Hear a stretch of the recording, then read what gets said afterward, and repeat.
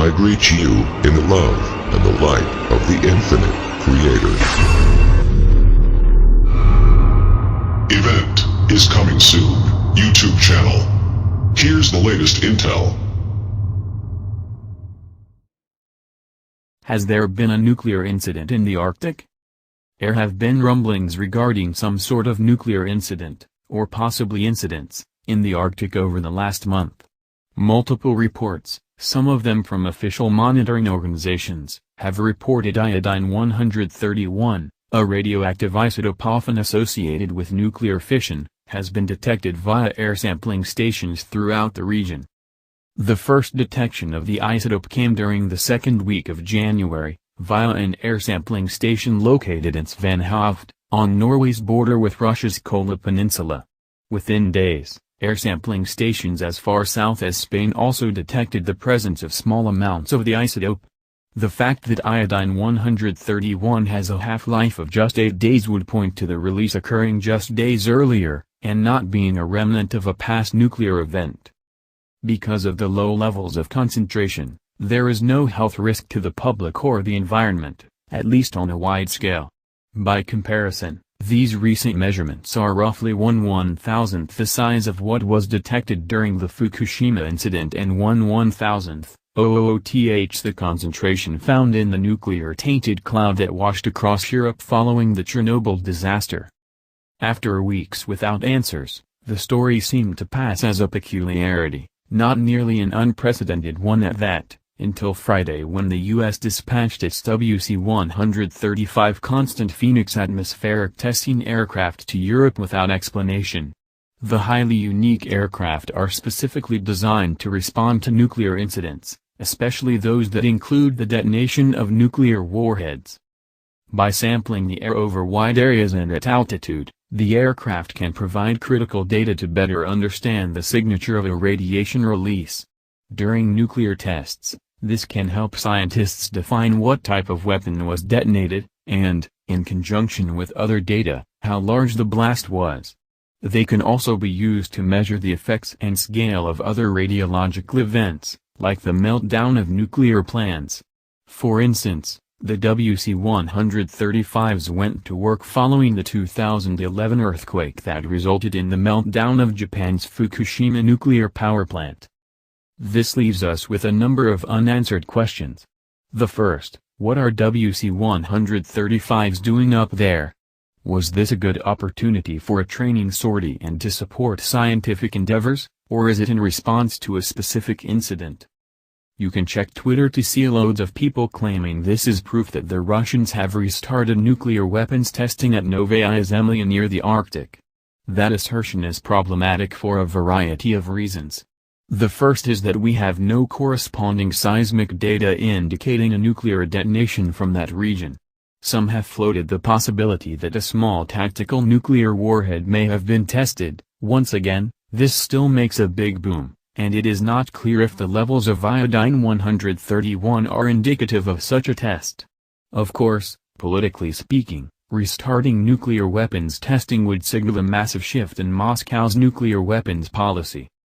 There has been some talk about even the U.S. restarting its nuclear testing under President Trump, but this is largely speculation mixed with hyperbole. Even though we have seen Russia is willing to migrate away from key weapons treaties in order to obtain niche strategic capabilities, violating the Comprehensive Nuclear Test Ban Treaty would signal a whole other level of aggression and defiance.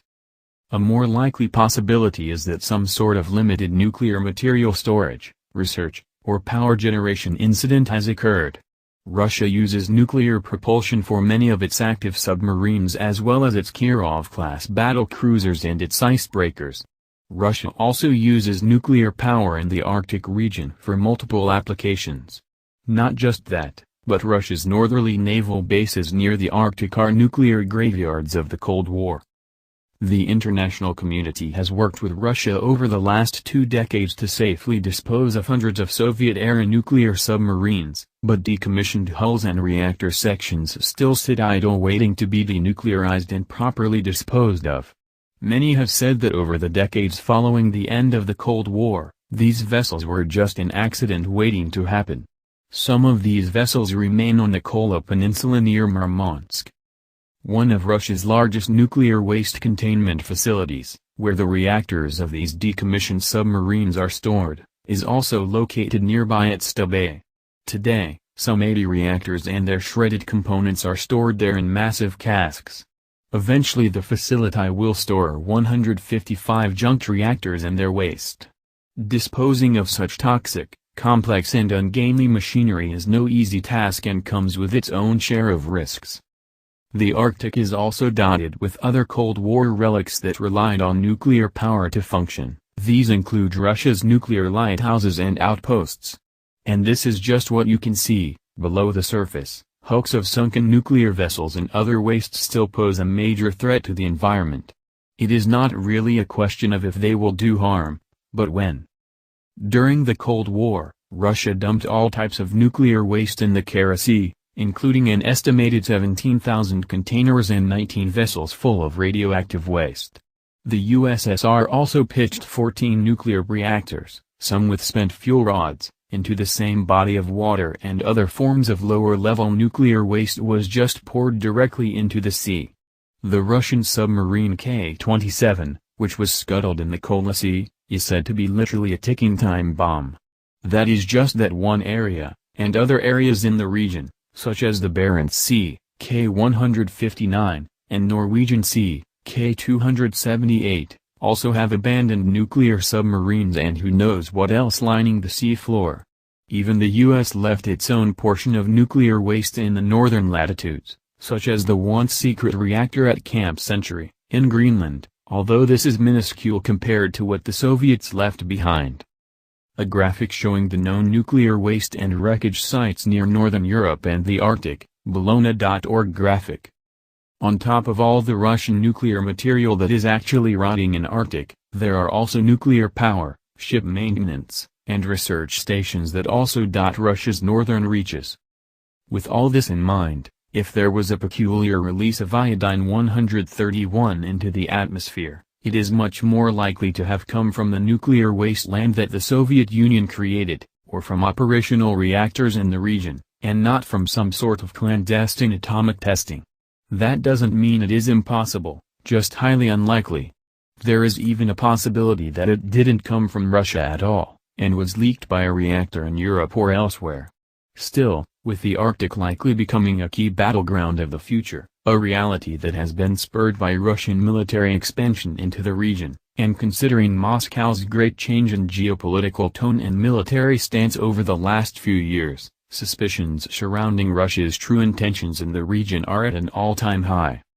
Now we'll have to wait and see if the Pentagon releases more information on the movements and findings of its WC-135, and if there is yet another new spike in radiation coming from the region.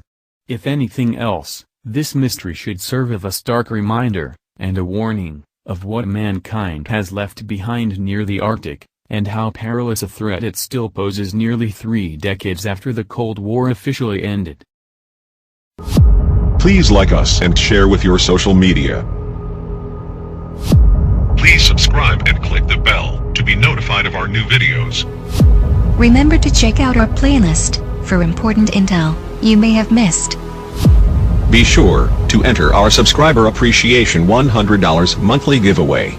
The link is in our description.